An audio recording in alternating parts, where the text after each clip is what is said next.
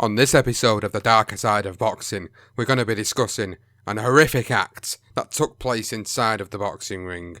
One of the most notable moments ever in boxing history, which involved three particular men. All would have completely separate journeys. One would meet his untimely demise. We would hear so many conspiracies, scandals, affiliation to gangs, and of course, the horrific act that took place. This is the story of Carlos Panama Lewis, Luis Resto, and Billy Collins Jr. This is the 10-round assault.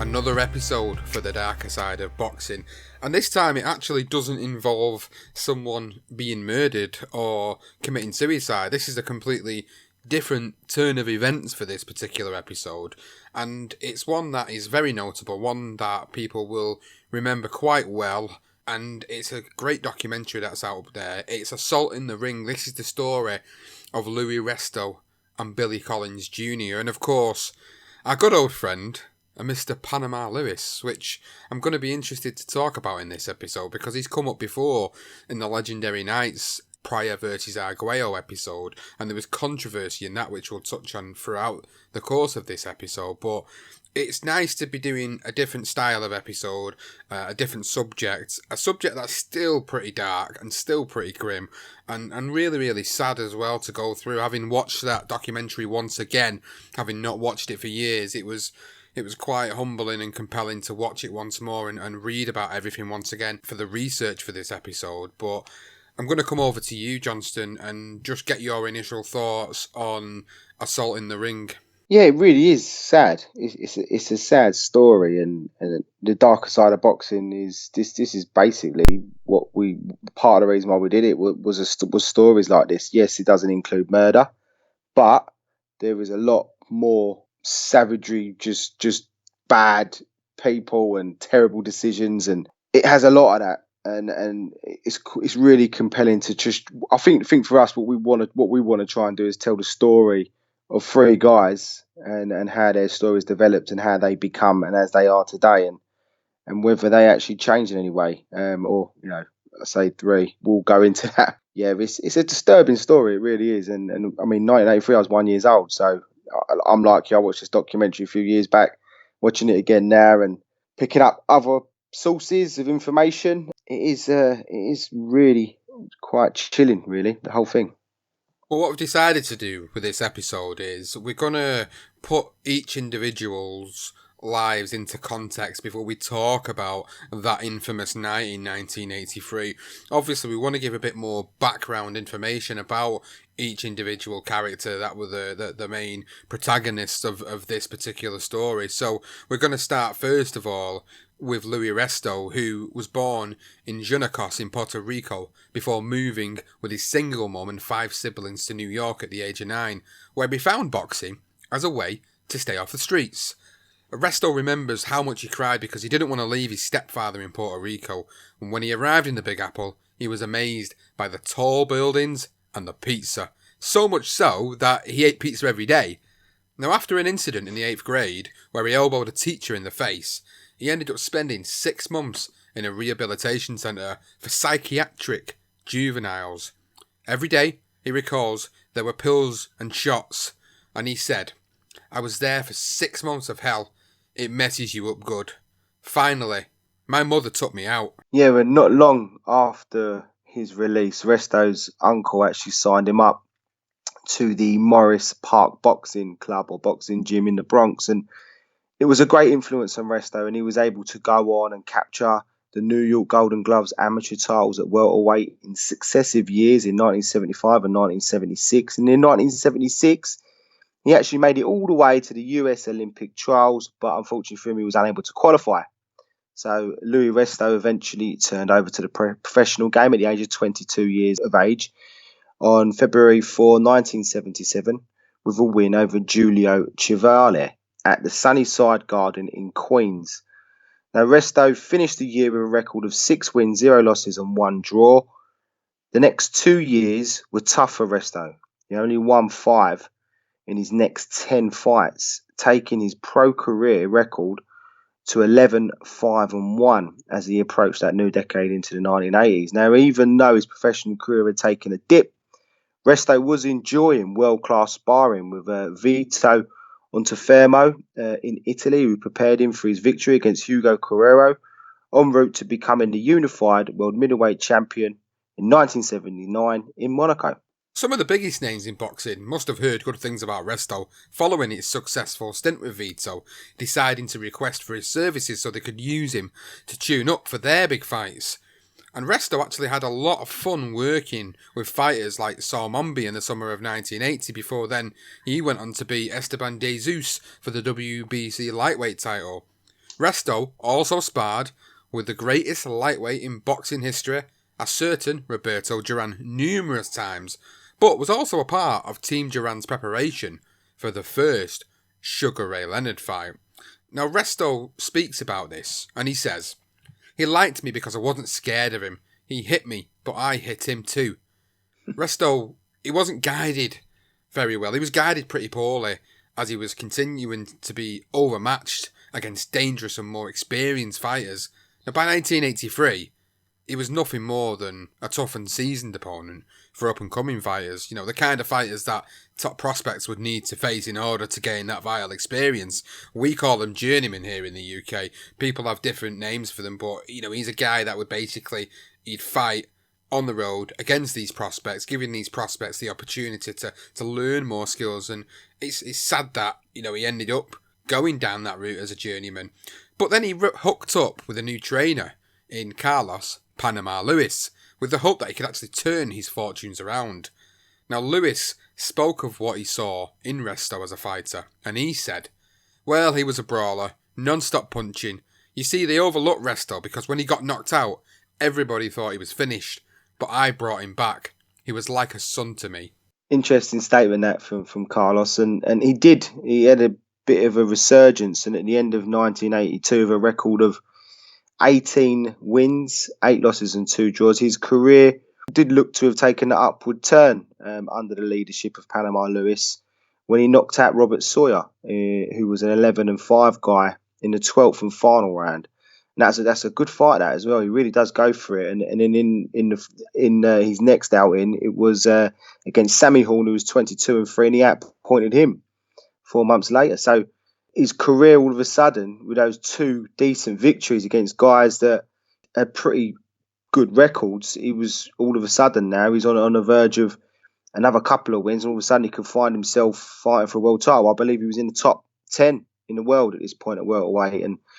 And Randy Gordon, who was the former chairman of the New York State Athletic Commission, spoke of Resto about him as a fighter, and he said Luis Resto was a fighter who was rough and tough. On any night, Louis could give anyone in that division a good fight. Now, Rudy Callis, who's a Nashville sports center or sportscaster, he called Resto a journeyman, as you did, Sean, and a fighter that had become a stepping stone for the next prospect. You know, I think for me, he was the type of guy, I suppose, where once you get through those first few sort of 10 fights, and then you make that next step up before you make the step up into the big leagues. He was that sort of level. And he said a tough guy that you could prove yourself against to get that shot. So he was like the next guy, basically. And Billy Ray Collins, the bout, he actually got $10,000, which was by far his biggest payday. And it was arranged to showcase the kid. And that was what Teddy Brenner said. And that was the fight's promoter. And that kid was actually Irish Billy Ray Collins. But even still, it was interesting to see how this was going to go. I think most people did think Collins was going to win this fight, but that was where Luis Resto was leading into this fight. So now we're going to touch on the life and career of Carlos Panama Lewis. And he was born Carlos Humberto Lewis in the Panama Canal Zone, where he fought as an amateur in the 1960s as a bantamweight. He had an amateur record of 20 wins and 1 defeat before he moved over to the professional ranks. In Panama's own words, he said, "Then I went to professional and I only lost once there too. I went into the US Army in 1969 and got out in 1971. I'm a disabled veteran." Following his retirement from boxing due to injuries he sustained in those 2 years in the Army, Panama started off the 149th and 3rd Avenue Bobby Gleason's gym. That's where he began to learn his trade as a boxing trainer before moving on. Panama then said, "He met Eddie Gregory, known as Eddie Mustafa, and I hooked up with his trainer, Chicky Ferreira, and he taught me a lot. I met Mr. Ray Arcel in 1971, and it was through Ray Arcel that Panama Lewis began working together with Freddie Brown in the Roberto Duran camp." Now, Panama spoke of his time within the Duran camp, and he said, "I have to give all blessing to God, and the next man I have to give blessing to is Roberto Duran, because if it wasn't for Roberto Duran, there'd be no Panama Lewis. He gave me the opportunity to work in the corner as the 4th man, to translate, and with that, I learned." He figures prominently when Duran speaks about his time when he beat Sugar Ray Leonard that time. Obviously, Resto's must be in the background sparring with him. That's probably where Panama see Resto. So you can see where their relationships must have kicked off. But I mean, that was a big night for Panama Lewis, being that 4th man. He was a part of that corner. It got him jobs. You know, Duran beating Leonard, that was a big, big deal. And with all that knowledge he was able to obtain from some of the best boxing brains in the business, he also worked with Mike Tyson. He worked with Tony Tucker and Francis Buffer. And he actually possibly picked up some of those tricks of the trade while working with another icon of the sport, whether we like it or not. And that, of course, he comes out every time. Is anything we do is Mr. Slippery, Dodgy Don King. So, yeah, he did work with him. And it is funny because when I think of Panama Lewis, I can't help but think of Don King. They have similarities in the way they sort of, the persona they have. That's just my opinion. Now, before he began to develop his own stable of fighters, he's learning a lot. And he was, at this point, considered to be one of the best trainers in the early 1980s, compared with Emmanuel Stewart and Lou Duva, which is, that is just it's such a rapid rise for Panama. How, that one fight, and within those 2-3 years, he was actually being even mentioned along the guys of that significance in Stewart and Duva. But his most significant signing was a light welterweight champion, and that was Aaron Pryor, and that was in 1982. And Pryor fought Alexis Aguero, obviously, and that is something you mentioned at the top of the show. It is a legendary night. It's on our BTR boxing feed, or 4 legendary nights. Yeah, have a listen to that, and we do mention Panama Lewis in that too. Well, it was before the 14th round in that particular fight with Arguello that HBO cameras caught Lewis yelling, "Not that bottle, the one I mixed." Now, Pryor actually drunk from this mysterious bottle and ended up going on to knock out Arguello after he looked to be on the verge of exhaustion in the previous round. Now, Panama Lewis's comments fueled rumours that the bottle contained some type of stimulants. Lewis said it only contained Perrier and tap water, in line with rules allowing boxers to consume only water in the ring. Although Lewis was never formally sanctioned, the incident did tarnish his reputation. Now, some believe that the water was actually mixed with an essence of peppermints and spirits of pneumonia, which actually helps to expand the lungs and the throat, making you breathe better. The late Artie Curley, who actually also worked Aaron Pryor's corner, said the bottle did contain peppermint schnapps, with many others believing that Panama Lewis mixed the peppermint with amphetamines, which is basically speed. Hence why the bottle was black to cover up the cloudiness of the water. Many fighters that have worked with Panama have actually gone on to say it's a pretty common theme, including Luis Resto. I mean, we do go into that in the Legendary Nights part, so it's all pretty much how we see it. But seeing Luis Resto, we don't want to go too far into it, but it's something that apparently he did. So we'll move on now to Irish Billy Collins Jr. Now, he was born as William Ray Collins Jr. and he came from a working class family, an Irish family in Tennessee. And he had a bright future in boxing under the guidance of his father, Billy Collins Sr., a former prize fighter that never got a world title shot.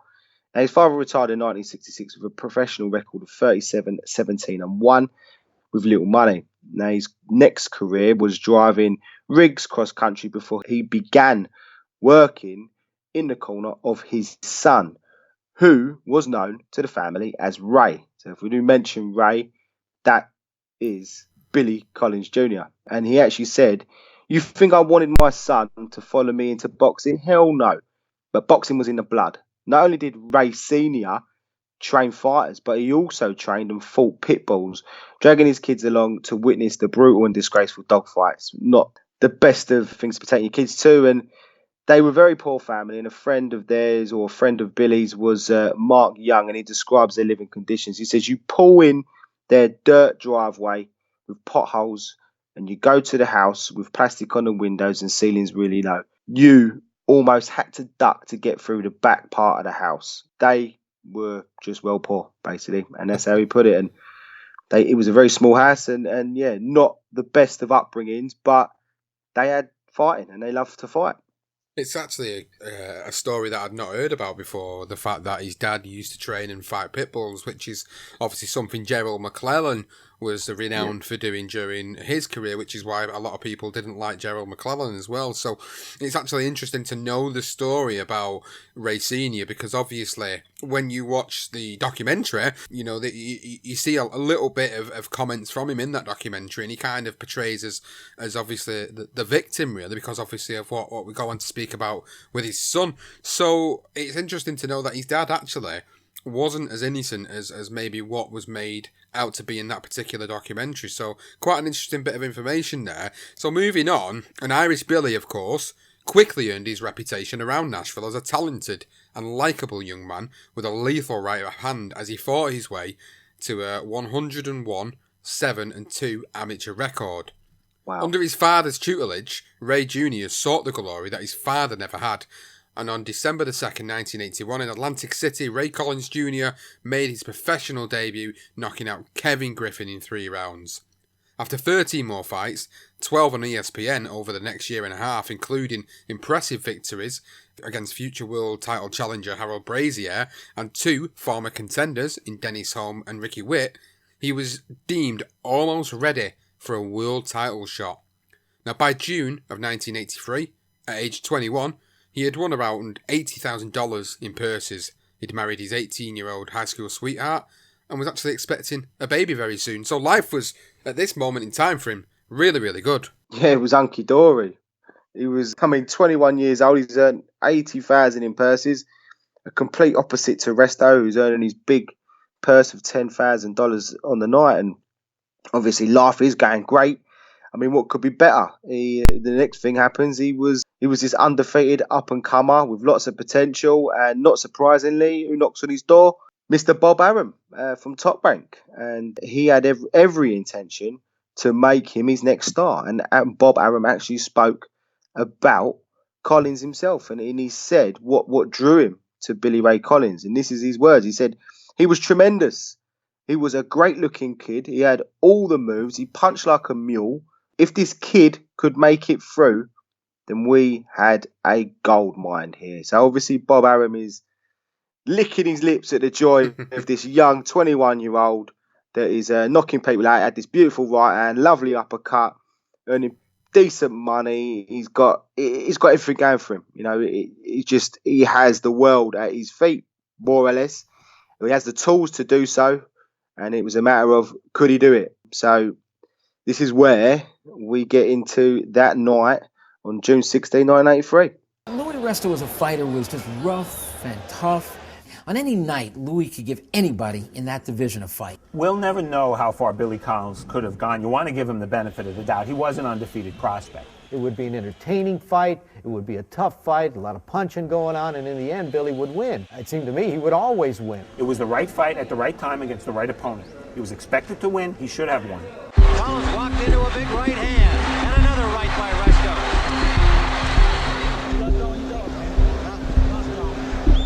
When I watched that fight, I didn't think a crime was happening. I just thought he ran into a tough guy with a tough punch, and he took the punch, but man, this guy can hit because of the damage it was doing to Billy's face. He's in bad shape now, though, Ray. It has been a brawl. This wasn't a boxing match. This was a 30-minute assault. And the final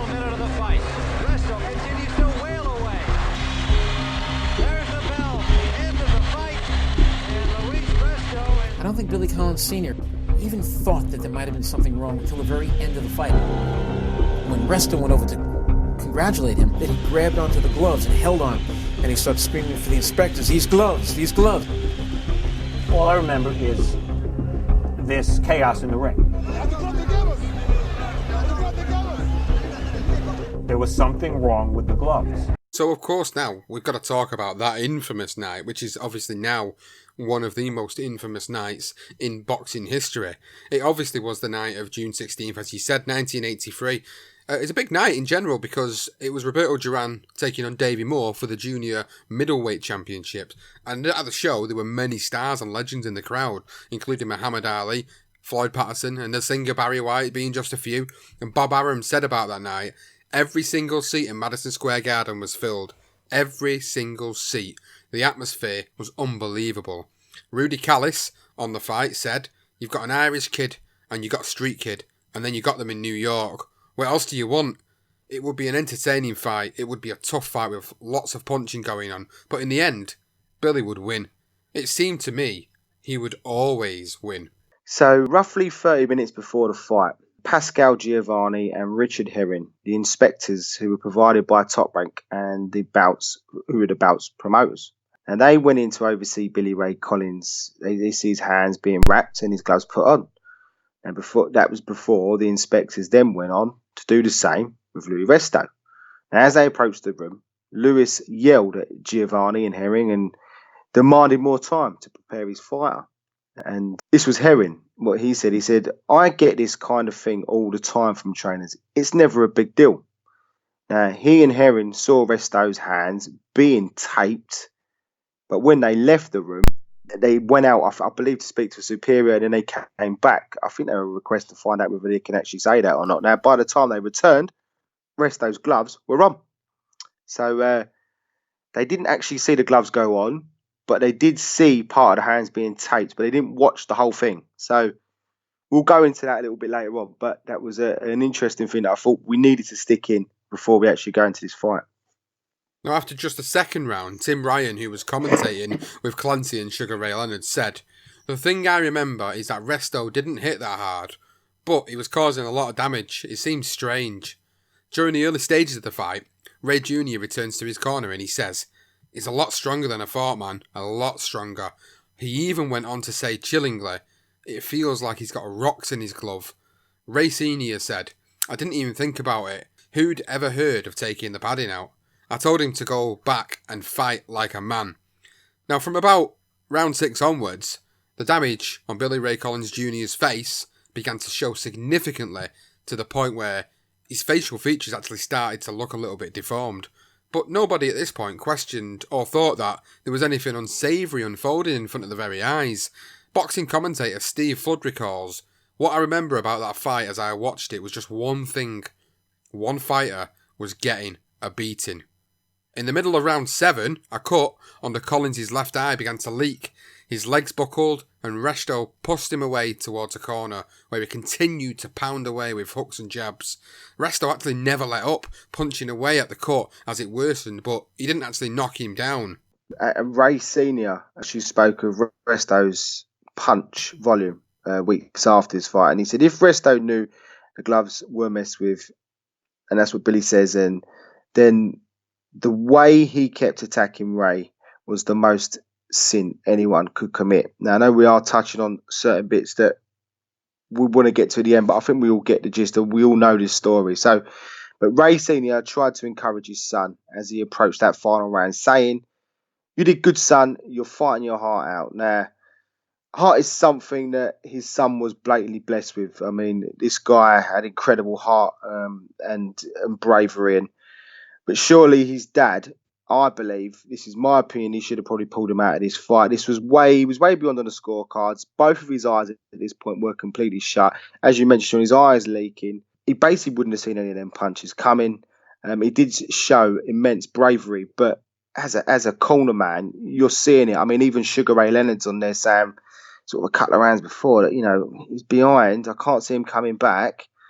I wouldn't, I just feel that a few people are looking at this thinking, I think a couple of rounds in, he could have pulled him out. Now, at the conclusion of the fight, It was an upset victory for Resto, and he was confirmed the winner in a one-sided beating, with the crowd giving it a standing ovation in appreciation of both fighters at the time.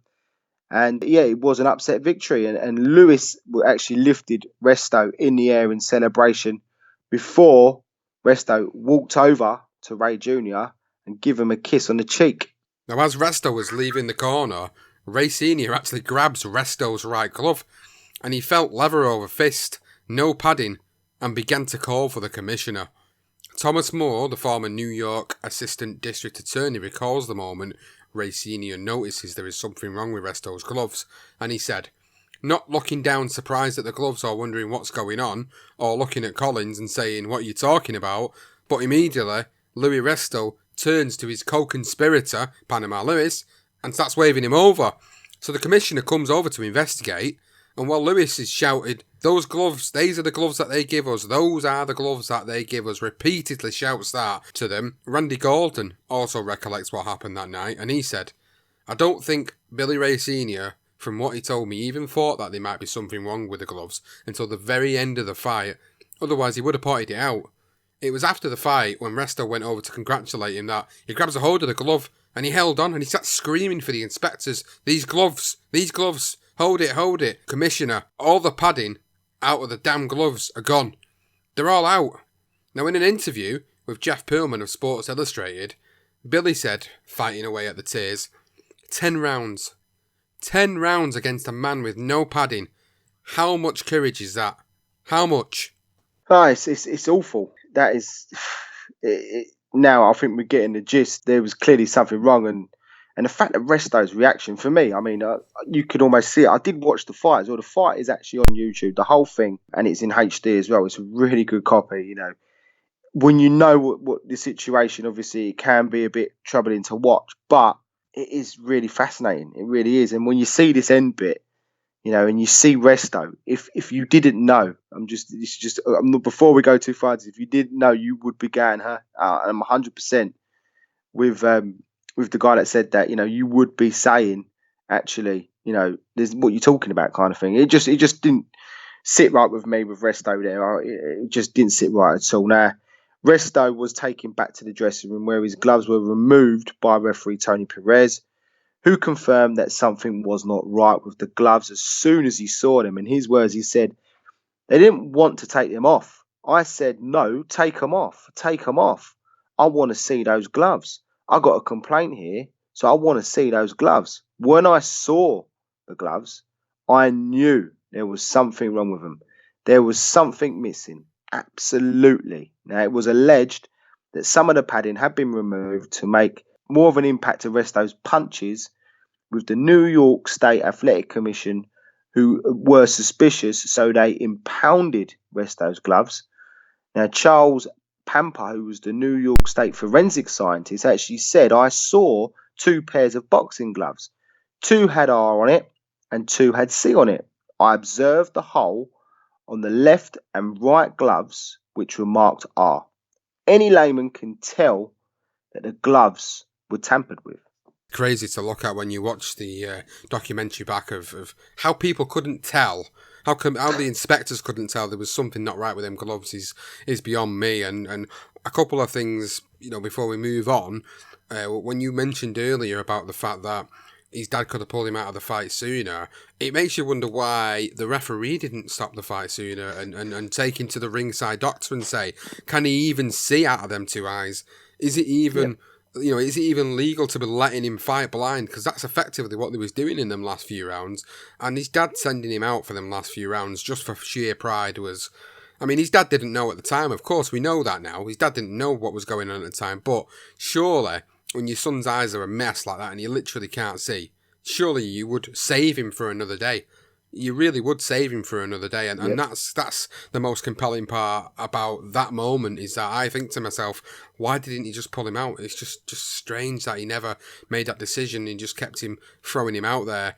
Now, shortly after the Resto Collins bout, Arguello's manager, this is Alexis Arguello's manager, Bill Miller, said his fighter had mentioned after his bout with Pryor that Pryor's gloves felt unusually hard. Randy Gordon says Arguello told him the same thing. Everyone said Alexis was just winning, But then this happens to Billy Collins. After that fight, Alexis called me up and he kept going, "Remember what happened to me? Remember, it's the same thing." Throughout history in boxing, trainers have tried to manipulate their fighters' gloves. Believe it or not, this is not uncommon, but obeying to the spirit of the rules rather than the latter of them used to be in the order of the day. For instance, trainers used to massage the horsehair stuffing in the 6-ounce glove, working away at the knuckle so their fighter could land a harder punch more cleanly. Mike Tyson used to pummel the padding hard against the wall before a fight and whack his fists together so he could feel his knuckles as much as possible. These were actually ways of manipulating the padding without actually removing it. It's not the most sportsmanlike behaviour, but it is actually within the rules. Yeah, it's interesting, isn't it? I mean, the massaging of the gloves, that was something that Henry Cooper mentioned with some of the trainers back in his days in the 60s. They would try and manoeuvre that horsehair in a way that their gloves would almost, like the tips of their knuckles could almost come through the gloves. I mean, it's not the best way, no. It happened. Removing of the actual padding just it seems crazy, but we'll go, and there's more to this story. And 2 weeks after the bout, a hearing was scheduled by the New York State Athletic Commission at 270 Broadway in New York City. Now, Resto, Panama, Lewis, cornermen Pedro Alvarado and Archie Curley, who would pass away 8 months after the fight, were all called to testify during a month-long investigation. All four would have known what happened in the dressing room before that fight, but yet all four denied everything. The hearing itself was a foregone conclusion, so surely the main purpose would have been to try and discover exactly what may have happened in the dressing room. Now, the verdict by the New York State Athletic Commission was that Luis Resto be banned from sport of boxing indefinitely, and trainer Panama Lewis suspended for life in what was one of the most serious offences ever committed inside the boxing ring. Although there have been suspicions in the past with Jack Dempsey, who alleged to have had a dusting on the tapes around his hands with a plaster of Paris or alabaster for his fight with Jess Willard, this is by far the most serious offence on record in a boxing ring. It certainly is the most serious offence on record by a boxing ring. There is a few other examples which we'll certainly move on to in a second. And Bob Arum stood by that decision and gave a damning verdict on Resto. And he said, what he did is inexcusable. He should be banned from the sport forever. There shouldn't be any forgiveness. The irony would strike, of course, 25 years later. It's funny because Bob Arum didn't condemn a fighter that he promoted in Antonio Margarito after he was caught with a yellow substance on his hand before a fight with Shane Mosley, which was confirmed in a lab as plaster of Paris. And he said, Antonio has to make a living and he has the right to fight any place that will license him. I am his promoter and I will do the best that I can for him.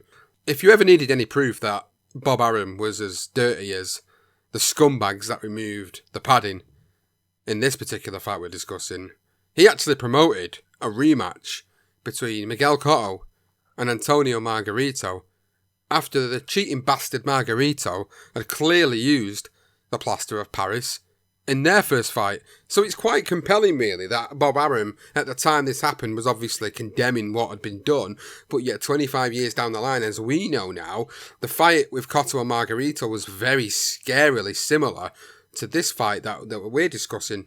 And then he gets caught, Margarito, but yet Bob Arum thinks it's okay to be able to say, well, he's got, he needs to make a living. What's that all about? He's just as bad as Don King, isn't he, when he does stuff like that? It really is, and I think this is half the reason why. I mean, there are other times with Bob Arum, but the fact that I think for him, Resto wasn't his fighter, so he's gonna just be dead against him. Margarita, I mean, with Antonio, that was a crazy one because obviously he was caught before he had to go and he was about to do the act. So if he hadn't have been caught, would he have still been backing him? It doesn't make sense to me. He had the intention of going out there and doing it. And he was banned for like a year, I think 2 years. I think he came back a couple of years later. And then he put a spin on it, Bob Arum again. It's just crazy. And it just shows you with promoters. They damn the fighters they're up against. And then when they're their fighters, they will try and earn money out of it, and that's what he did. He earned the money out of that Cotto Margarita fight by putting that spin on it that this is a revenge mission. I mean, it is actually quite sickening when you think about it. So the fight aftermath then of Billy Ray Collins Jr. and Luis Resto, we're going to talk about what happened in the aftermath of that. Randy Gordon called one of his photographers, Ben Sherrod, and told him that Billy was staying at the Southgate Towers and to get there early in the morning and take some shots of Billy's face. It's one of the most famous pictures you'll probably ever see in boxing, where both Billy's eyes are swollen shut, and Randy remembers telling Ben, "I wish you'd had the kid open his eyes," and Ben said, "They were open." But during the night at the hotel, his cornerman tried to keep him awake. Ray Sr. said they were afraid he might die if he fell asleep. He called his pregnant wife, Andrea Collins Morse, that night, and she recalls, "He told me he was beaten really badly, that his eyes were shut. He said that he didn't want to die, but he was afraid. He was really afraid." Billy's injuries were so severe that doctors actually diagnosed him with a torn iris in his right eye and advised that he should retire or risk going blind.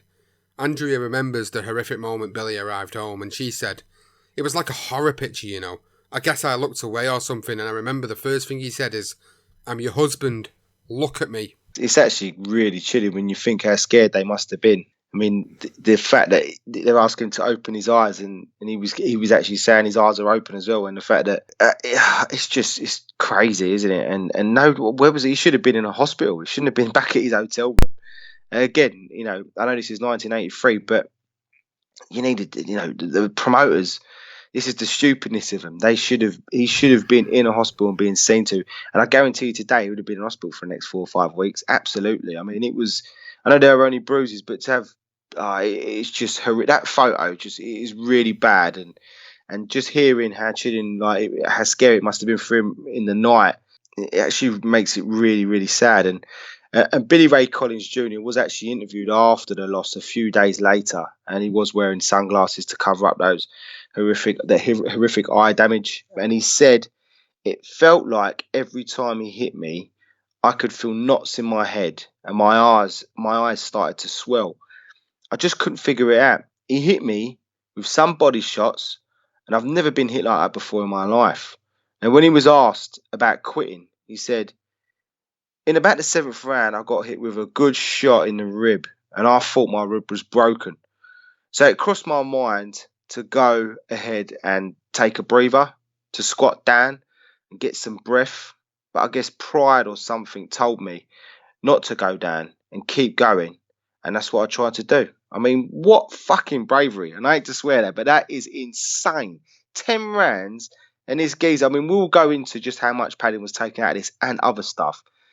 This geezer, how the hell he stood on his feet. He didn't get knocked down once, by the way. He showed the utmost bravery that I think I've ever seen in a boxing ring in my life. And it is really horrific when you watch it, because now we know the ins and outs of it. But wow, I mean, what bravery Sean that must have taken. I mean, what courage. Bloody big bollocks, that's for sure. Anyway, the fact that he didn't go down throughout the fight, the fact that he took that severe beating that he did in that fight, and obviously what we know now following that, it just makes it even more. But the thing is, bravery and pride, it just doesn't get you anywhere, does it? And that's the problem. Part of the problem was that he didn't want to go down, and the other part of the problem, as I said earlier, was that his corner didn't want to pull him out. His dad should have pulled him out, and I'll keep reiterating that, because I honestly believe his dad could have prevented him from taking more damage, and we'll discuss that as the episode ends later on. But moving forward, and obviously he'd had to retire now, so this 21-year-old kid on the cusp of going for a world title shot gets absolutely shafted by Luis Resto and Panama Lewis, and what is he going to do now? Well, he fell into a depression. And because he was unable to box or even work because he had cataracts, he ended up having arguments with his wife, Andrea, and he ended up stopped seeing her and stopped seeing his daughter, and he just started to isolate himself at home, drinking and smoking and trashing their apartment in fits of rage. He was clearly suffering mentally. And 9 months after the fight, on March the 7th, 1984, he tragically died in a car accident. On the night of Billy's death, his friend, Mark Young, recalls his activity leading up to the accident, and he said, There was a bar not far from the house where you could shoot pool, and he wanted us to go. We chose not to go, and he left. But he left mad. Billy's other friend, Steve Cross, was also present that night, and he said, Billy and the guy from next door, Johnny Duke, come in, and I could tell that Billy was a little drunk. Johnny told me that Billy looked at him and said, I'm just going to kill you, or I'm going to kill us, or something like that. Ann Collins, Ray's older sister, will never forget his final night. At about 10:30, Ray and Duke arrived at her house drunk, and Ann recalls, Ray came in and he picked up my little girl and he said, You want to see Uncle Billy burn his hand? Turned on the stove and started putting his hand over it. And she started to scream. He put his keys down on the table, so I picked them up and put them in the kitchen. Ann called her father. Billy lived just down the street. 3 minutes later, he came through Ann's front door and approached his drunk son. You want a piece of me, motherfucker? Ray shouted before they started fighting. Ann said that Dad picked up a piece of wood that was beside my stove and he actually hit Ray on the head. He was trying to knock him out so he'd stay there. Ray, blood rushing down his face, kneeled and sobbed. They did this to me. They did this to me. Billy was crying too. Ann gave Billy the car keys and handed them to Duke, saying, I want you to take him straight home. Do not let him drive. Billy left the house, as did Ray and Duke. Outside, Ray made his friend give him the keys. The now late Duke recalled, When me and Billy got in the car, he said, I had to let him drive. So I let him drive. What was I supposed to do? Well, crazy story. I mean, that must have been troubling for his dad. Obviously, they seemed like they sorted it out after the fight, but clearly way too much to drink. You can't blame Duke for giving him the keys. I'm sure Billy would have said to him, give me the keys, or, you can fuck off kind of thing. Now, less than a mile from the house, Billy drove his 72 Oldsmobile Cutlass off the old Franklin Road and into a Collins Creek. Now, this was obviously while intoxicated, and he died on impact. Now, Johnny actually survived the crash. Billy, unfortunately, was only 22 years of age, and Andrea said, his widow wife, or his wife that is now a widow, it's like everything was taken from him that night in the ring. An absolute tragic turn of events in like less than, 9 months later, and he's obviously struggling. He has an accident and he dies. And after we're just talking about how highly touted this young boy was. I mean, even people were speaking about, how far could he have gone? I think that's the big question we will never know. But just in such a short space of time, this young life had just been wasted. It's a story that I had never heard about before, the actual fight that took place between his dad and Billy Jr. This is something that they didn't really speak about a lot in the documentary, which was quite interesting. Obviously, you've been able to source the story elsewhere, and I believe it's a relatively true story as well, and it's quite compelling to hear that. So anybody that's listening now and you've already watched the documentary, you won't have heard that in there because it was never in there. It was actually sourced later on down the line from a story which was sourced by yourself, Johnston, which is really compelling to hear about that. The fact that he ended up getting twatted on the head by a piece of wood as well at the same time. And but it is a guy. His name's Jeff. I can't remember his surname. We do mention him in a little while, but he's from from Sports Illustrated, and he's the one that actually sat down with Anne and had this conversation with her. So, I wouldn't believe that he just made this up. So I think this is pretty accurate. Now, the producer of that documentary, Eric Drafe, did contact Billy Ray Collins Sr. in hope that he would be able to participate in an interview, but he refused, saying in a brief telephone conversation, Well, I appreciate your concern, but I wouldn't be interested in it. My son is dead. They destroyed my life, and ain't nothing you can say in the papers or anything else, documentary or anything that will cease my hurt or my family's position on this matter. My son was a great fighter, a great kid. My son never did anything wrong. Now, Billy Ray Sr., of course, blamed anybody and everybody for what happened to his son in the ring, and he tried to sue them all. And his reasons for this: the fight killed Ray. He may not have died that night, but he was as good as dead. Ray Sr. tried to sue them all: Top Rank, Madison Square Garden, the opposing cornerman, Luis Resto, the New York State Athletic Commission, and even Everlast. His damage claims were actually dismissed after taking the New York State Athletic Commission to court with a $65 million lawsuit against them for negligence. It took 10 years, but on September the 12th, 1994, a judge ruled in favour of the commission. Despite overwhelming evidence that the boxing career of Billy Ray Collins Jr. was ended prematurely by illegal means, the Collins estate, Billy Sr., Andrea and Alicia, the daughter, never got a single penny. Well, Charles Robinson, a New York City lawyer who represented the estate, said, "When the son died in an automobile accident, it ended all potential future damages for losses of earnings, for pain and for suffering because he was no longer alive. And we couldn't tie him dying in that accident to the incident in the ring because they were just two separate situations." I mean, it's quite a powerful statement there from Charles Robinson, but he's right. There is no way you're able to tie the two together. I mean, there's no way we could. You can look at it and you can say, look, obviously he's falling into depression. You know, he's lashing out at his wife. His wife has to leave. He's drinking. He's smoking pot. You know, he's drink driving. It's all added on top of from that fight. So there is a link there, but you can understand they were two separate situations. So the commission got away with it, really. The fact that, again, for me, Bob Arum's his promoter. You know, he's earning big money. He's earned millions and millions of dollars, Bob Arum. Millions of dollars from Top Rank. You're trying to tell me that he couldn't put his hand in his pocket and help his family out. They were potless. They never had a pot to piss in. Again, you know, this is where a promoter and his friend relationship just doesn't exist. It never does. They will always portray to be their mate when they're winning in the ring. When things like this happen, they weren't willing to support the family. And I think that is terrible. And you're talking about Billy, who's just had a young daughter. It baffles me. It really does. I think with the amount of money that's in boxing, even back in these days, with these guys that are on the cusp of a world title shot, really, it just upsets me, really. It really does. The question still remained why Pasquale Giovanelli and Richard Herring never requested that the gloves redone. They definitely needed to be addressed, that, I think, really. Herring's response was, any alteration would have to be made between the time we left and the time we came back, which was around 10 to 15 minutes, to seek advice from the superior, as you pointed out earlier on. And he said, but because the gloves were new, the outsides would have stayed taut, even with an incision. Giovanelli's response is short and sweet, probably because the Collins estate filed a lawsuit against him for negligence, which caused the disaster in the ring, and he simply said, I did my job.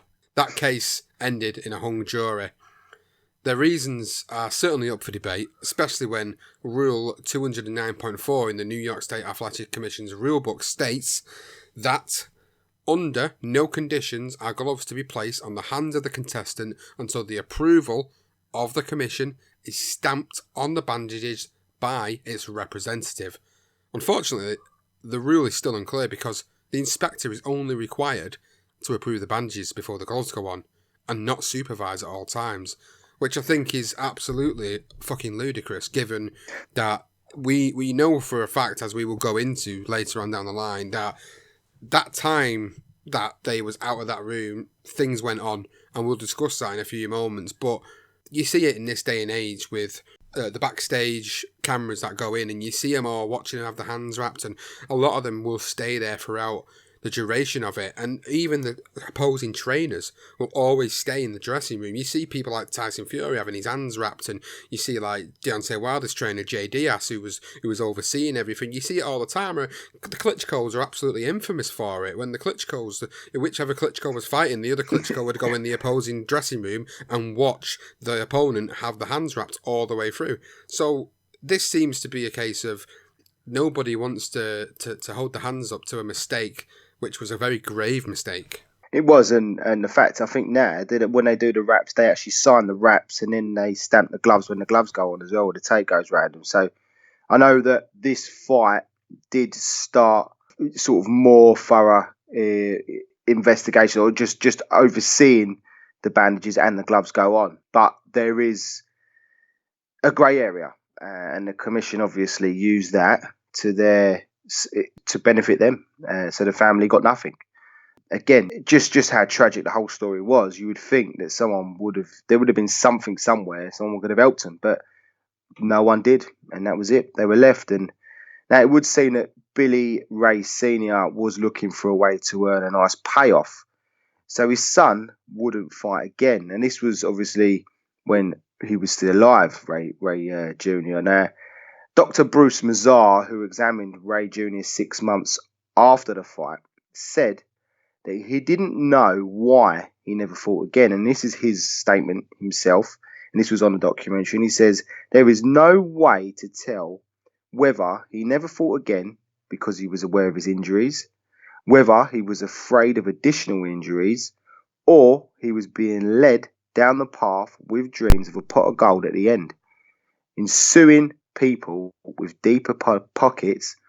But I bet he could have fought again, which is interesting because we're also hearing from other doctors that he'd go blind if he continued. So it's interesting to hear another doctor with another side to this. Now, Bob Arum did confirm that fights were offered. He said the father was so inconsolable that he wasn't listening to anything. But we did offer Billy Collins fights. So I suppose what he's thinking is we're offering him fights. He can earn money that way. Billy Jr.'s ex-wife, now widow, also confirms that fights were offered, but his father did not want him to fight. Not because he was scared that he would get injured again, but, in her words, because he was afraid he would lose the lawsuit. So he just sat back and did what his dad told him to do. Wow.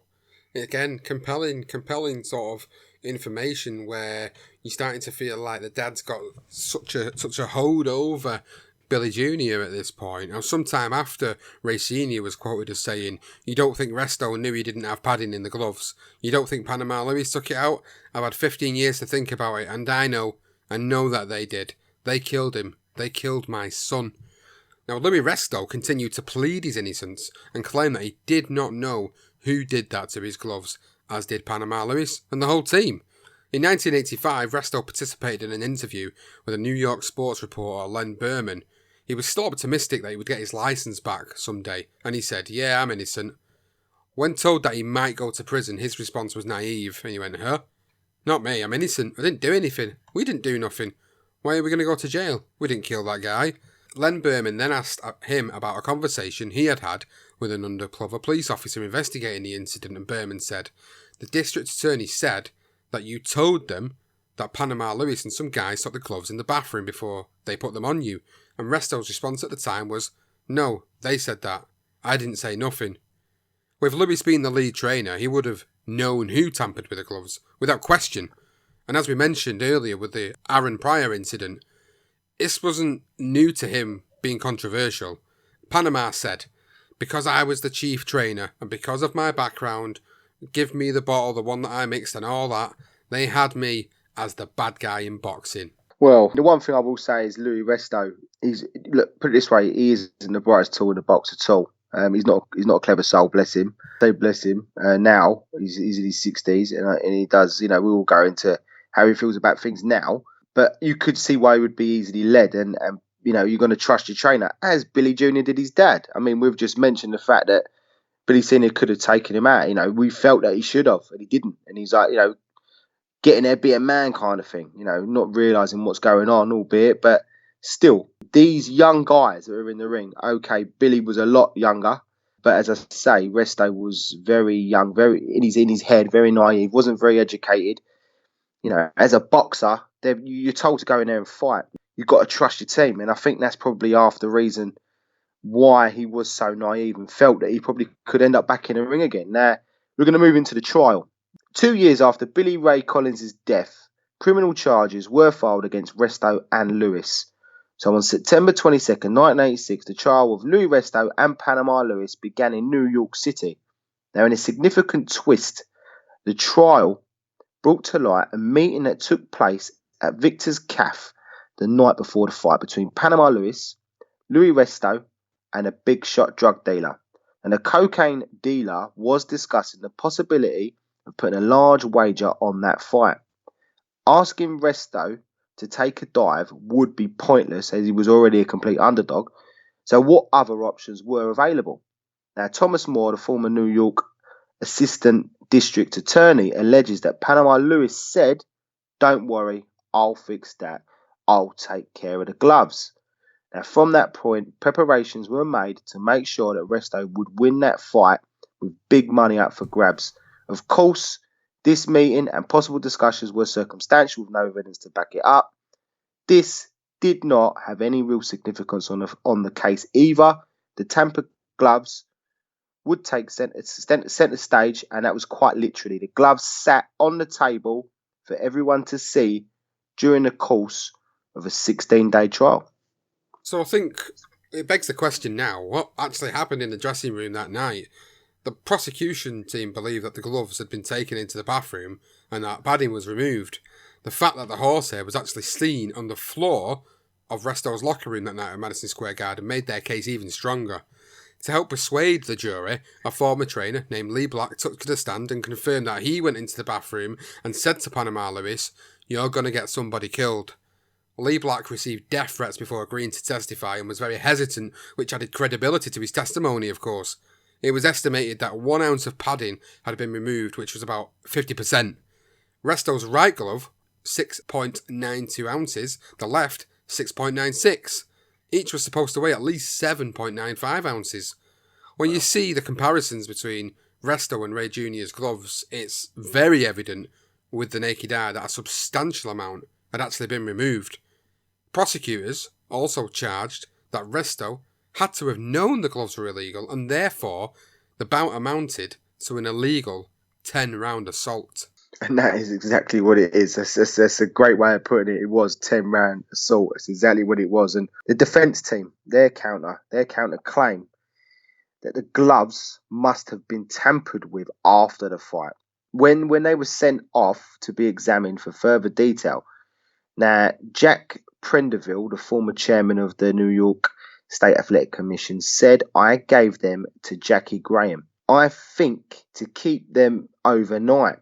Then we gave them on to Everlast for them to take a look at and see what their opinion was." Now, Mickey Joseph, attorney for Panama Lewis, recollects that they were brought to the manufacturer for a period of time that they may have been placed in the trunk of somebody's car. Now, this is a rumour. We don't, again, there's nothing to suggest this really did happen, but they're basically saying is this guy, Jack Graham, had put him in his car before sending off to Everlast. Now this instigating that basically during that time, while the gloves were in the boot of the car, they could have been tampered with then. Even Panama got in on the act, as he would.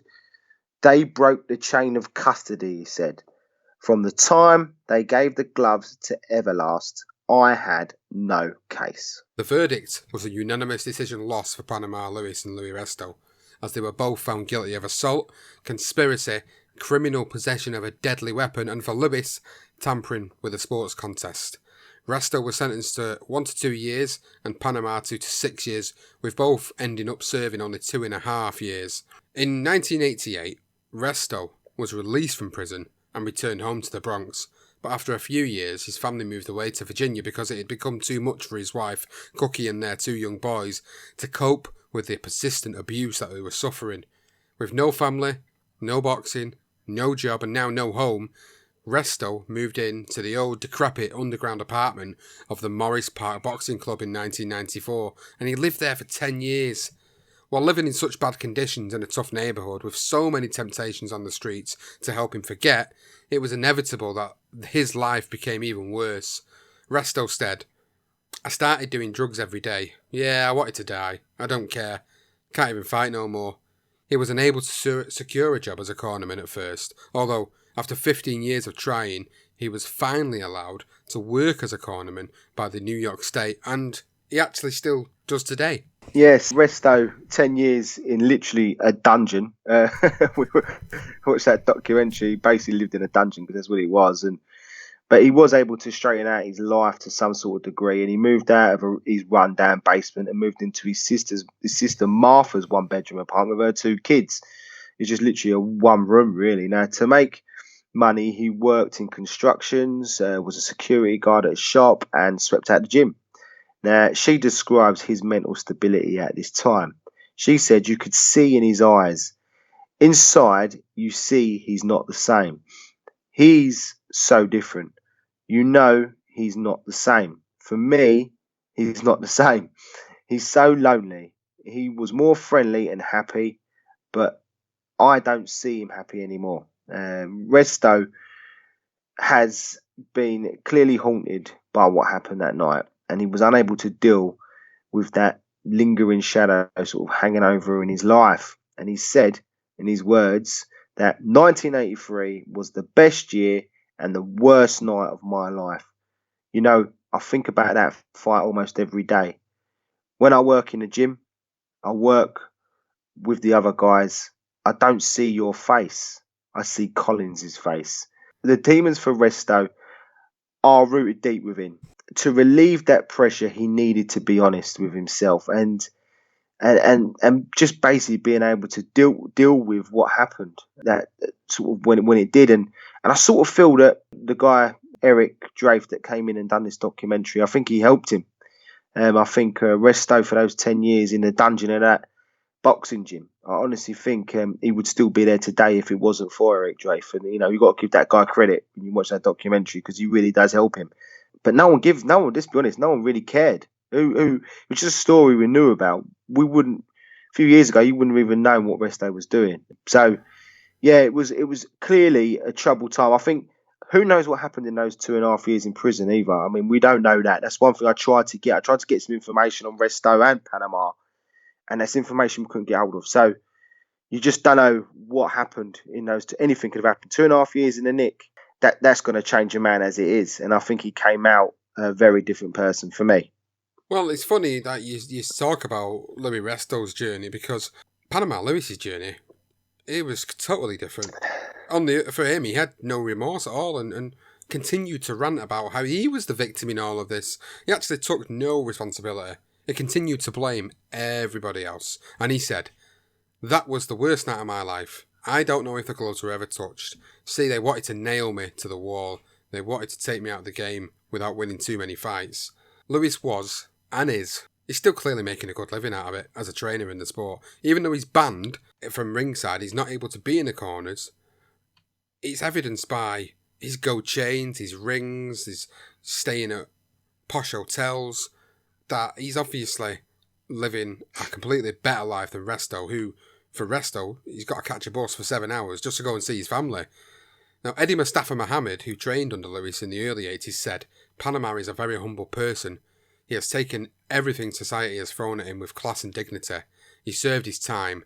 Society should let the man earn a living again." Another close associate of Luis was Starling McPherson, Botha's manager. That's Francois Botha. He is adamant in his belief that Panama is innocent, saying, "Panama Luis did nothing. I knew the kind of person he was, and there's no way he would pull something like that. Somebody set him up." Well, Panama can earn big money training fighters, and he actually has done repeatedly since he got out of prison in 1989. Now, during the filming of that documentary that we've referred to, Assault in the Ring, Eric Drafe managed to arrange a face-to-face meeting between Resto and Lewis in an attempt to get it all out in the open once and for all. The first meeting was nothing more than Panama Lewis taking control of the situation and Resto sort of being quite obedient towards him. Lewis finished almost every sentence with, "Do you understand?"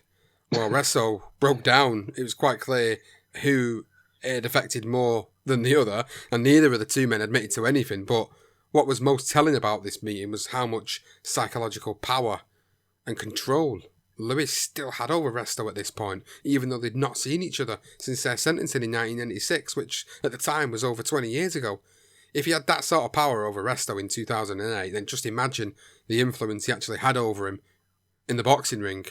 He ran off with the same old spill saying, "Until this day, nobody knows what took place with them gloves." And then he would tell Resto that he misses him like one of my children. It was so insincere, and it was so fucking fake. It's actually quite disgusting to watch, to be honest with you. When you watch back on that documentary, it actually makes you a little bit sick to think that this guy's really leading him down this path. It was horrible. It really was. It made me realise that Panama Lewis is an absolute wanker, to be quite honest with you. There's nothing more I can really say about it. I can see through it. I think you could see I don't know, it was a weird hold to rest it. It's almost like when someone's in an abused relationship and you wonder why they're still sticking it out. It was almost like that. It was almost like watching that. Like they're a couple and one's the abuser and one is just submitting. The victim. You know, it was really strange. And I think As I say, I know Resto was like 27 years old or 28 when the fight happened. He didn't have the mentality of a 27, 28-year-old. You know, knock about 10 years off that, 8 to 10 years, and that's you would get his mental attitude. Easily led. And Eric Drafe, again, was able to convince Panama and Lewis to spend some time with him in New York during the Zab Judah. And that was a fight that he was actually training and getting money for against Miguel Cotto. Now, it wasn't hard to convince Lewis. Just plenty of money was needed to keep him talking for the cameras. But Drafe got his money's worth as he secretly recorded a conversation between Lewis and a mutual friend of Resto's, or Resto thought it was a good friend, Nino Gonzalez. And what Lewis said was very interesting. Now, he did say, and this is his words, they were sort of speaking in this bar, and he said, I didn't like his approach, as in Resto, but I've got to make him understand. You've got to go on with your life, and I will help you while I can. And you can call, crying, look at me, head down. I said, what happened, man? He said, I want you to tell me who fucked them gloves up. I said, look, you're asking a crazy question. It's good, but you don't think if I knew who did it, I would tell you? And I wouldn't look out for myself? I said, you went to jail, I went to jail, but you've got to get over this shit.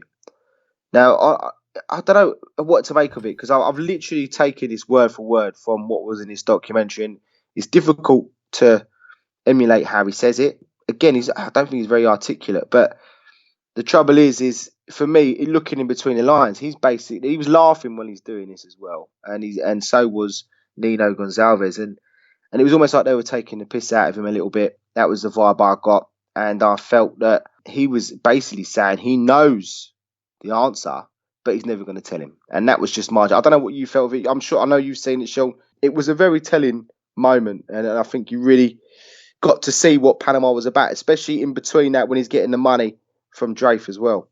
I think at that point, when you're watching that particular documentary and the story, I think you start to feel that Panama Lewis, he knows. If it wasn't him, he knows who it was, for sure. And I think that's exactly the feeling you get watching it at that time.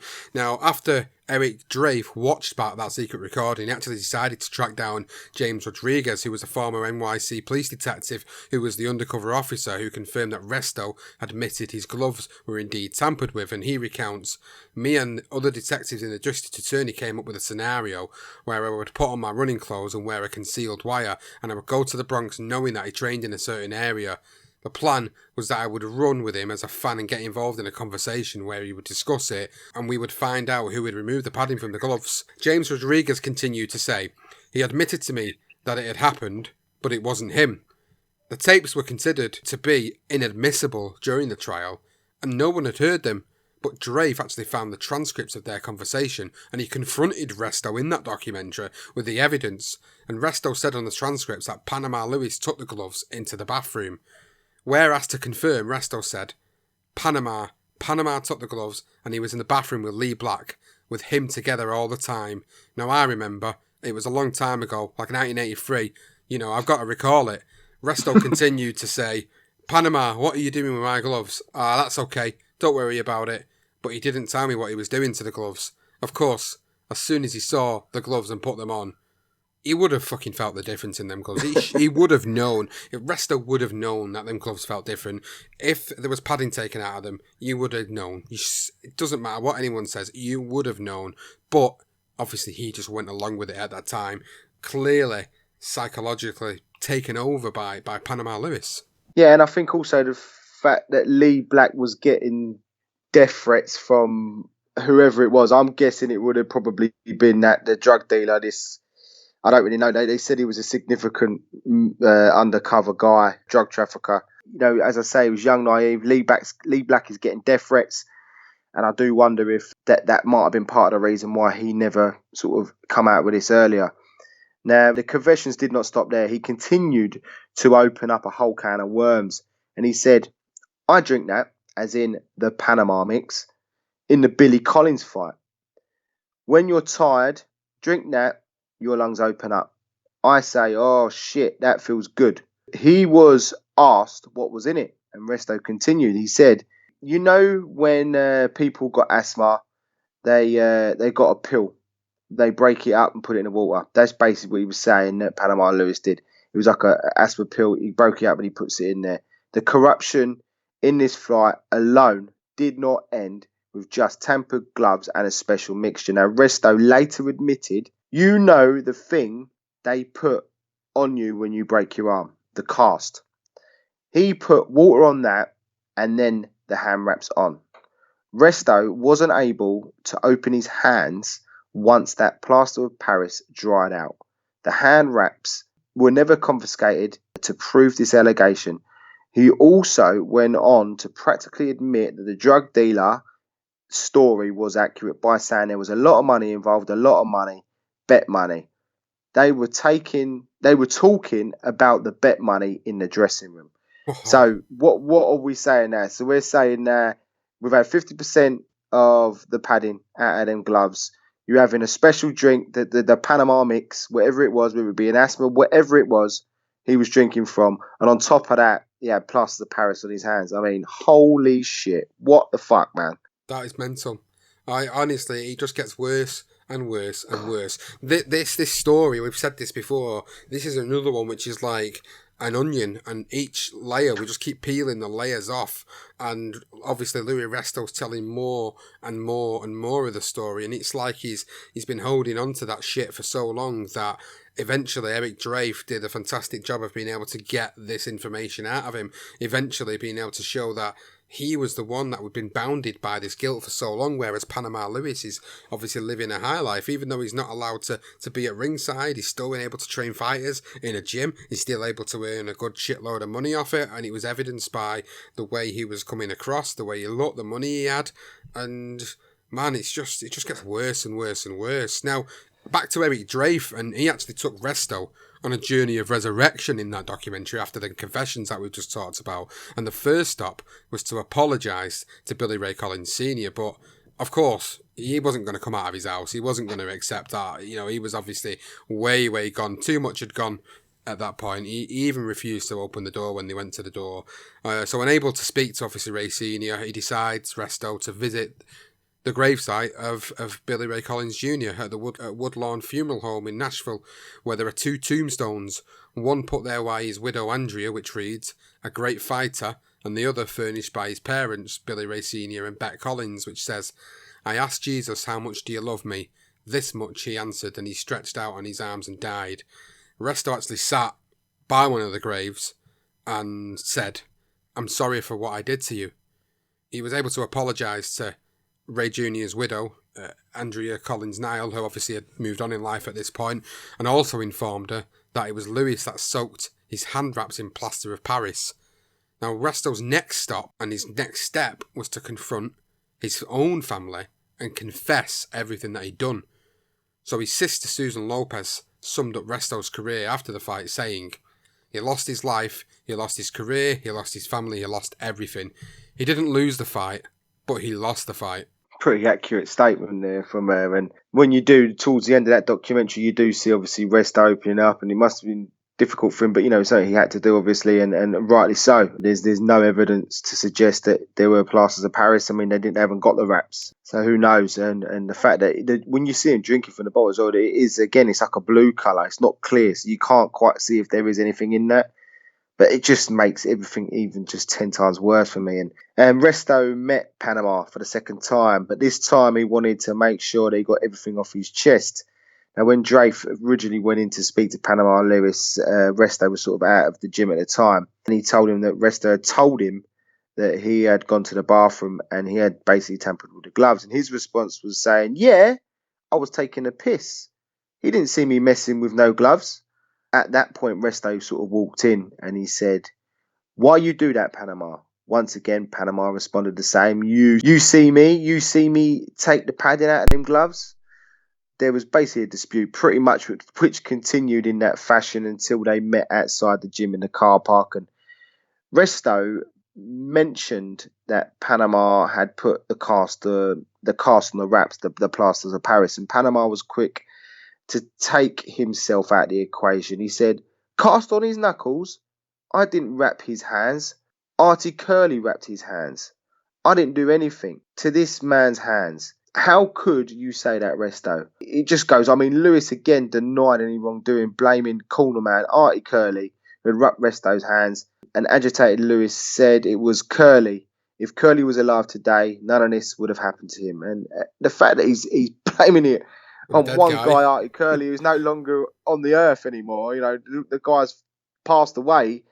It just says everything you need to know about Panama Lewis. Now, the crushed pill was then the next topic of conversation, and Panama Lewis again denies Resto's allegations, and he said, "Nah, I didn't put nothing inside the bottle. Where is all of this coming from? I didn't put no pill in no bottle. I didn't do none of them things." Although Resto was able to get certain things off his chest, Panama was still able to sway his former fighter. Now, following the documentary, Resto appeared at a 2008 press conference, and he said that he knew Lewis had taken padding out of his gloves and had done so at least twice before.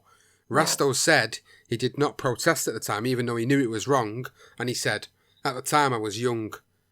I just went along with it." Now, Billy Collins is gone. Panama Lewis is down in Miami, still training high-profile fighters, although he'll never be able to enter a ring again, of course. And Luis Resto, he's now in his 60s and training young fighters in the same Bronx gym where it all began. And I think the question that we've got to ask now, and obviously this applies not just to ourselves, Johnston, but to you, the listeners, can you forgive, first of all, Luis Resto for what he allowed to happen? And the harder question to answer, well, it's probably not a harder question to answer, is could you even forgive Panama Lewis? Do you believe Panama Lewis has done it? I mean, is he paid for what he's done? Has he fuck? Panama Lewis is not paid for what he's done. But Luis Resto has certainly paid for what he's done. And probably paid for what Panama Lewis has done as well. But he was remorseful about what had gone on. When he admitted everything in that documentary, when he admitted he'd done wrong, Eric Drafe did an amazing job of taking him on that journey, of being able to get everything off his chest and being able to move on in his life.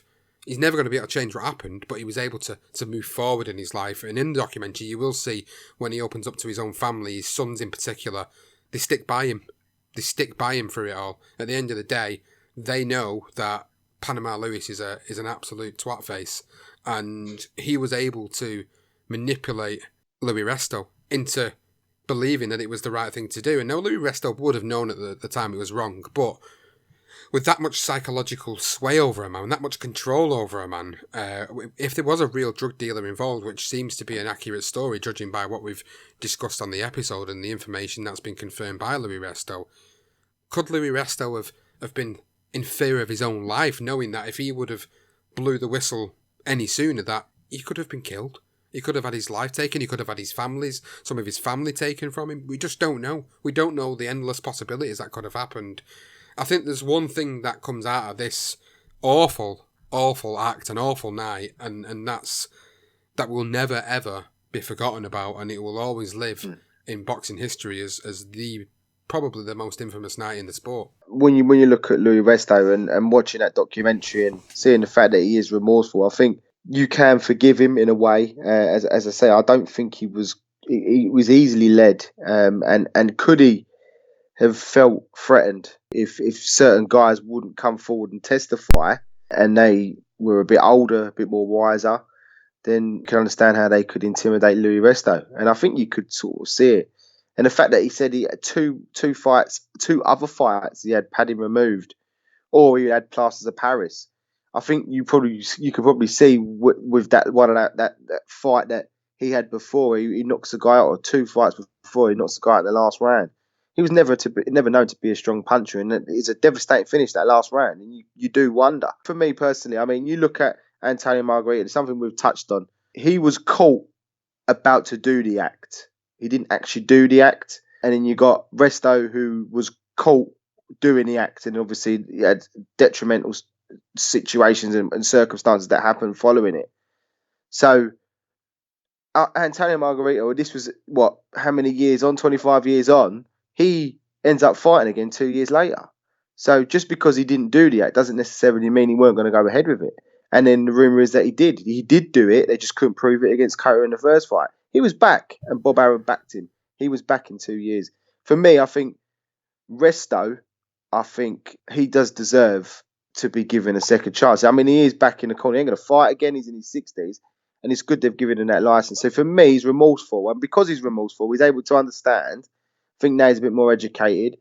He understands he did wrong. And I believe he stuck with him for a long time. He's got demons inside of him and he struggled. And I think, for me, he deserves to be forgiven. Panama Lewis, on the other hand, has never once turned around and said he's done anything wrong. He blames a dead man for certain things that happened in that dressing room. When Resto confronts him, he switches it into, I changed your life, you're my son. And it was just so fake and just so wrong that this guy is just a piece of shit, to be quite honest with you. I've got no respect for him. He does not deserve to be forgiven. If fighters today are getting trained by Panama Lewis, I think you're a scumbag. You need to give him a wide berth. This fella is an absolute pile of shit. And I honestly believe that. The fact that he goes and puts plasters of Paris, takes out padding, and gives you special Panama Lewis drinks to be able to beat a man on a fight that wasn't even a massive fight, but just because there's a big wager to earn some money from it from a drug dealer, I've got nothing for that guy. That guy just makes me sick. But, I mean, for me, the real victim amongst the whole thing is Billy Ray Collins Jr. I think, for me, he is the real victim, and he's the innocent party. His dad even tried to get the money, the $65 million they were trying to pursue, and there were certain things that he could have done that I believe he was in the wrong for. So, he wasn't a complete innocent party. The whole commission itself, they let him down, as well as the promoter, Top Rank, and Bob Arum, who didn't even help him after. So for me, I think if there's anyone that's going to be put in a light, it is Billy Collins Jr. and just how sad of a life that was for this guy. That's what I find the most traumatic about this whole story. It's very traumatic that a poor 22-year-old lad got to the point where he had to go and kill himself, drink himself into oblivion, literally drive himself into oblivion, killing himself and nearly killing his friend in the process because he was so depressed. There was nothing. He probably felt like his life was over. I can't even imagine how he felt at the time. And then the fact that we heard that the fights were offered to him, and basically because his dad wanted to try and get that pot of gold at the end, which he never fucking got at the end of it all, that he could have let his son fight. If Billy Collins Jr. was able to have got back in the ring, I mean, who knows? He might have never been the same fighter. I mean, he might have never been that same fighter again. He might have gone in and then lost his next couple of fights and called it a day.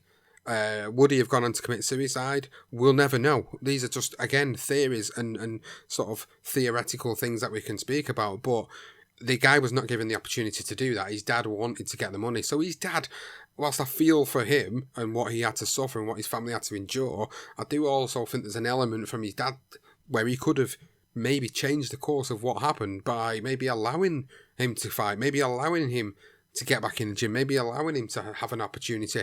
I'm not saying it wouldn't have changed a thing. I'm not saying that at all. Yeah. But it might have steered him down a different path. We'll just never ever know that, and it's a shame that obviously his daughter never got to see a dad and grow up with a father as a result of that. So it is really sad. And for Panama Lewis, well, you've said it all. I'm not going to say any more than what you've already said because you've put it, exactly spot on. For Luis Resto, the guy, he deserved that second chance. He got that second chance. He earned his redemption as a result of everything. And obviously, Eric Drafe did an amazing job on the documentary with HBO. It's a great documentary. You should go and watch it if you've not already watched it. It's a brilliant watch. You can get it on YouTube. It's there. It's available to watch. It's about an hour and a half long. It's fantastic. A great inspiration, a great source for the material for this episode, of course, as well, along with a few fantastic articles along the way, which were done with great journalists. So we've been really fortunate to be able to get that material, to be able to put this episode together, and it's been very, very enjoyable to go back and really tell a tale from three different sides here, from Luis Resto, from Panama Lewis, and obviously, of course, the late Billy Collins as well. So it's been a different style of episode for you guys on this darker side of boxing. I hope it's one that you've thoroughly enjoyed. Of course, if you've got any comments about the episode, any thoughts on Panama Lewis, I'd love to hear them, and I would love to see him on Twitter. So please go and tweet us at darker_pod. Get on there and do it. And if you're on Facebook, you can check us out, the BTR Boxing Podcast Network on there. If you've not already subscribed to the podcast, of course, you can go and do so by checking us out on Apple or Google or any of the available podcasting apps out there. Again, fight fans, we hope you've enjoyed this episode of The Darker Side of Boxing.